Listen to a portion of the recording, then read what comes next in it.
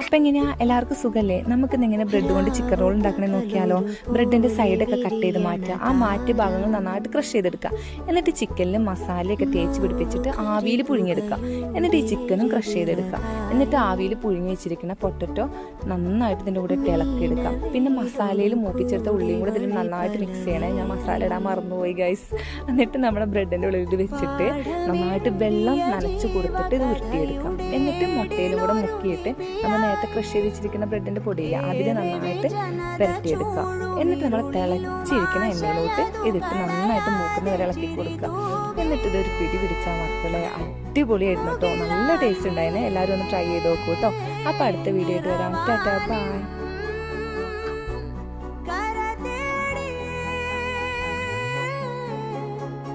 ഏതു മഴയിലുമാടുമോ